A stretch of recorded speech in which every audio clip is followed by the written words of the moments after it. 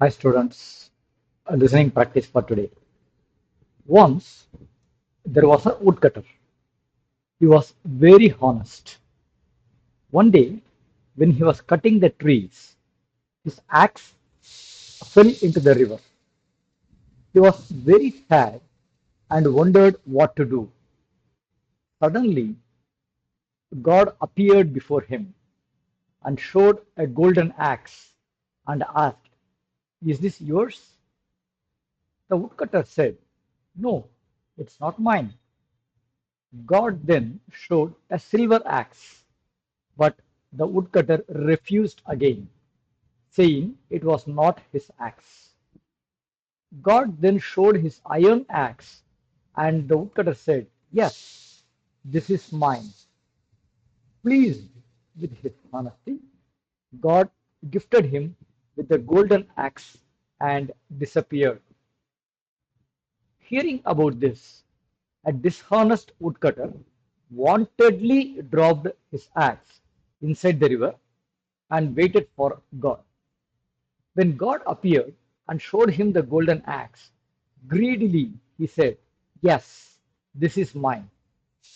God was angry with his dishonesty and disappeared without returning even his iron axe.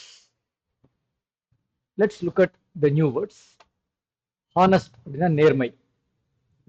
ஆக்ஸ்னா கோடாரி, மரத்தெல்லாம் வெட்டுவாங்கல்ல அந்த கோடாரி. Appeared அப்படின்னா இது தோன்றது. கடவுள் நம்ம முன்னாடி தோன்றுவார்னு சொல்றோம் இல்லையா, அந்த மாதிரி இது தோன்றுறது. ரெஃப்யூஸ் நமக்கு ஏற்கனவே போன வீடியோல பார்த்துருக்கோம், மறுக்கிறது. ப்ளீஸ், ப்ளீஸ்னாக்க தயவு செஞ்சு கொடுங்க அப்படின்னு கெஞ்சிருது. இன்னொரு அர்த்தம் ப்ளீஸுக்கு இருக்கு, மகிழ்ச்சியா அப்படின்னு ஒரு அர்த்தம் இருக்கு. ஸோ இந்த இடத்துல ப்ளீஸ்ட் அப்படின்னாக்க மகிழ்ச்சியா அப்படின்ற அர்த்தத்துல பார்த்தீங்க ப்ளீஸ்டு. கிஃப்ட் அப்படின்னாக்கா பரிசு. கிஃப்டட்னா பரிசா கொடுக்கறது. டிஸப்பியர் அப்படின்னா அப்பியர்னா இது தோன்றது, டிஸப்பியர்னா மறையிறது. டிஸ்ஹானஸ்ட் அப்படிங்கிறது ஹானஸ்டோட ஆப்போசிட், அதாவது நேர்மை இல்லாத அர்த்தம். வாண்டட்லி அப்படின்னா வேணும்ட்டே. டிராப்ட் அப்படின்னா புத்துன்னு போடுறது. புட்டுன்னு ஒரு வார்த்தை முன்னாடி பார்த்தோம் இல்லையா, அதே மாதிரி அர்த்தம் தான் டிராப்புக்கும். டிராப்புங்கிறது ஒரு வெர்பு, ஸோ இங்க பாஸ்ட் டென்ஸ்ல டிராப்டுன்னு வருது. இந்த இடத்துல ஈவன் அப்படிங்கிற அர்த்தம் அது கூட அப்படின்ற அர்த்தத்துல இங்க ஈவன்றது வருது. Okay, now that you have learned all the new words, now pause the video and think what you understood from the story. Once you run the video, I will give the meaning in Tamil. சரி, இப்போ தமிழ் அர்த்தம் சொல்றேன். ஒரு சமயத்துல ஒரு மரம் வெட்டுறவன் தான். உட்கட்டர்னா உட்னா மரம், கட்டுனா வெட்டுறது. ஸோ உட்கட்டர் அப்படின்னாக்க மரம் வெட்டுறவன்.